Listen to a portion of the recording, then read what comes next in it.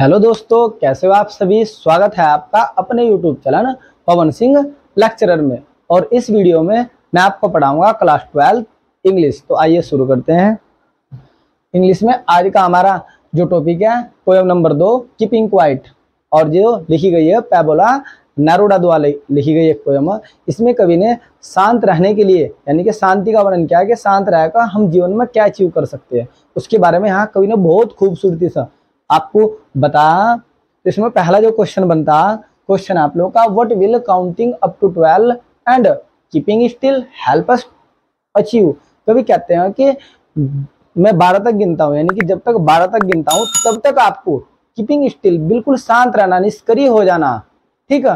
और यदि हम निष्क्रिय हो जाते हैं, तो यदि हम 12 तक गिनता जब तक कभी, तब तक हम निष्क्रिय हो जाते हैं, शांत रहते हो, तो इससे हमें क्या हेल्प मिलती है, क्या प्राप्त होता है। आंसर है यहाँ पे आप लोगों का, काउंटिंग अप टू 12 मैं 12 तक गिनता हूँ, एंड कीपिंग स्टिल शांत रहना, निष्क्रिय हो जाना, गिव अस हमें देता है एक क्विट मोमेंट, यानी कि हमें बिल्कुल क्वाइट शांत रहना हो उस पल तक जब तक कभी 12 तक गिनता। और फिर कवि ने कहा कि वी कैन, वी माने हमें, कैन माने सकते हैं, इंट्रोस्पेक्शन और सेल्फ, और उस क्षण उस पल हम इंट्रोस्पेक्शन कर सकते हैं। इंट्रोस्पेक्शन का मतलब होता है आत्मविश्लेषण करना, यानी कि यदि जब तक कभी 12 तक गिनता तब तक सिर्फ और सिर्फ हम अपने बारे में सोचना, अपनी आत्मा का विश्लेषण करना कि हम कैसे हैं, हमारे जीवन में कैसा आगे बढ़ना, हमें सोचना खुद के बारे में, स्वयं के बारे में, अपनी आत्मा का निरीक्षण करने की आवश्यकता। आज हम अपनी आत्मा का निरीक्षण करने की आवश्यकता। कभी ये कहता है कि तब तक मैं 12 तक गिनता हूँ तब तक आपको आवश्यकता है अपना आत्म विश्लेषण करने की। फिर कभी ना कहा कि वी कैन अंडरस्टैंड और सेल्फ, और आवश्यकता है अपने आप को समझने की, हम आज अपने आप को समझने की बहुत ज्यादा आवश्यकता। फिर कभी ना बोला कि वी नीड, वी मैंने हमें, नीड मैंने आवश्यकता, रेस्ट टाइम, और हम आराम की भी आवश्यकता। अब आराम की आवश्यकता कवि ने स्पष्ट कहा कि मैं आपको निठल्ला होने के लिए नहीं बोल रहा कि आप निठल्ले बैठ जाओ, आप कुछ काम न करो। कभी सिर्फ और सिर्फ ये कह रहा कि आज हमें आवश्यकता सिर्फ अपने बारे में सोचने की, ठीक है, इस मानव जीवन को समझने की, अपने फ्यूचर की कामना करने की। आपको शांत रहना हो उस पल, जिस पल आपका समय खराब चलता, आपको दुख आता है, परेशानी आती है, तो उस समय कभी कह रहा है कि रेस्ट टाइम, आपको आराम करने की आवश्यकता, सिर्फ उसी पल आपको आराम की आवश्यकता और सोचने की आवश्यकता अपने फ्यूचर के बारे में। फिर कभी ने कहा to think for the bright future, अरे एक अच्छे फ्यूचर के बारे में सोचने की क्या आवश्यकता। आपको जब आपको विपदा आती है, परेशानी आती है, तो उस समय आपको रेस्ट करना, ठीक है, कोई भी जल्दबाजी में फैसला नहीं लेना, कवि ने स्पष्ट किया।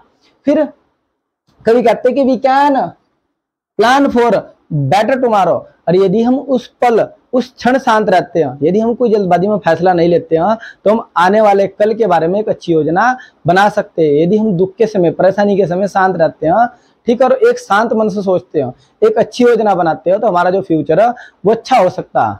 फिर सेकंड क्वेश्चन है व्हाट मैंने क्या इज मैंने है the theme of the poem keeping quiet, जो आपकी कीपिंग क्वाइट पोएम है, कवि ना इसकी विषय वस्तु क्या रखी, यानी कि इसकी जो विषय वस्तु है क्या, कहने का अभिप्राय है कि इस कविता के माध्यम से कवि हमें क्या संदेश देना चाहता है। अब देखते हैं वही क्वेश्चन है हमारा, there is necessity, there is necessity, necessity माने आवश्यकता है ऑफ क्वाइट, शांत रहने की, और इंट्रोस्पेक्शन इस कविता का जो मेन शब्द यही है, कवि ने इस शब्द पर बहुत बल दिया बार बार।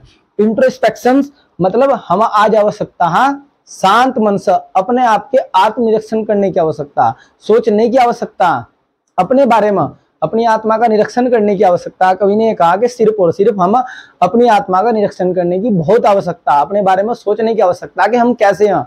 यदि हम बुरे हैं तो हम अपने अंदर क्या लाना है, परिवर्तन करना, हमें समाज को बदलना। यदि हम ही बुरे होंगे तो समाज कैसा, हम समाज को क्या शिक्षा देंगे, हम समाज को कैसे बदलेंगे। तो आज हमें आवश्यकता खुद के बारे में सोचने की, आत्मविश्लेषण करने की, और इस समाज को बदलने की। और फिर कहा and creating a feeling of mutual understanding among the human beings, और मानवता के बीच आपसी समझ को उत्पन्न करने की, यानी कि आप यदि अच्छे होंगे, अच्छे मन से सोचोगे, अपना आत्मा का विश्लेषण करोगे, तो हम क्या करेंगे, अच्छी आपसी समझ को क्या कर सकते हैं, उत्पन्न कर सकते हैं, और एक अच्छी सोसाइटी को जन्म दे सकते हैं।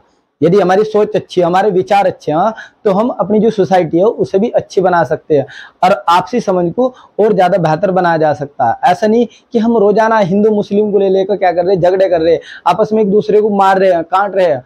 कभी कह रहा है कि आपको ऐसा करना नहीं है, आपको अपनी आपसी समझ को बढ़ावा देना है और समाज को आगे बढ़ाना।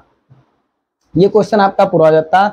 फिर आप लोगों का है what is the sadness that the poet refer in the poem, यानी कि कवि ने यहाँ किस उदासी के बारे में बात की है, कवि किस उदासी की ओर संकेत कर रहा है। अब कवि कहता है the sadness that the poet refer two is of never understanding और सेल्फ। कवि ने कहा, कवि जिस उदासी की बात करता है वह कहता है कि वह उदासी, यानी कि उस उदासी की बात करता है जो स्वयं को समझने और मौत के डर से आपको क्या करती है, धमकाती है, धमकी देती है। तो आपको अपने आप को समझना है, जो मौत का डर है उस धमकी से आपको बिल्कुल भी नहीं डरना। कहने का अभिप्राय है कि कुछ व्यक्ति क्या होते हैं, मौत के डर से किसी भी काम को नहीं करते, ठीक है, और में जीवन में कुछ भी अचीव नहीं कर पाते। जैसे सपोज करो आपको मोटरसाइकिल चलानी सीखनी, तो कोई व्यक्ति है वो कहता है कि यार मैं तो मोटरसाइकिल चलाऊंगा, सीखूंगा तो एक्सीडेंट हो जाएगा, मैं मर जाऊंगा, तो उस काम को कर नहीं पाता। तो मौत के डर से वो क्या होता है, डर जाता। तो कभी ये कहता है कि आपको मौत के डर से डरना नहीं है, आपको मौत की धमकी नहीं, यानी कि मौत आपको बार बार धमकी नहीं दे सकती कि जीवन में एक सत्य है, मृत्यु तो निश्चित होनी है आपकी, लेकिन आपको जीवन में मौत के डर से नहीं डरना, आपको जीवन में अचीव करना, आपको मेहनत करनी है, और मेहनत करके आप लोग आगे क्या कर सकते हो, बढ़ सकते हो, और अपने आप को क्या कर सकते हो, समझ सकते हो। तो कभी ये कह रहा है कि आपको एक लक्ष्य बना लेना, जीवन में आगे बढ़ना, और मौत के डर से कभी नहीं डरना। यदि आप मौत के डर से डरोगे तो जीवन में हमेशा उदास रहोगे, दुखी रहोगे, क्योंकि आपने सोच लिया कि मौत हो जाएगी, जैसे ही आपके दिमाग में मौत शब्द आएगा, ठीक है, मृत्यु आएगा, तो आपके मन में उदासी छा जाएगी। तो आपको उस उदासी से बचना है, ठीक है, आपको उस समझ को अपने अंदर पैदा करना कि मौत हमारा कुछ नहीं बिगाड़ सकती, सिर्फ और सिर्फ हम आगे बढ़ना और अपने लक्ष्य की प्राप्ति करनी है। तो इस प्रकार से जो आपकी पोएम है ये कंप्लीट हो जाती है। यदि आपको हमारा पढ़ा समझ में आता तो आप हमारे YouTube channel Pawan Singh lecturer को जरूर सब्सक्राइब करें, लाइक करें, कमेंट करें और शेयर करें। Thanks for watching this video.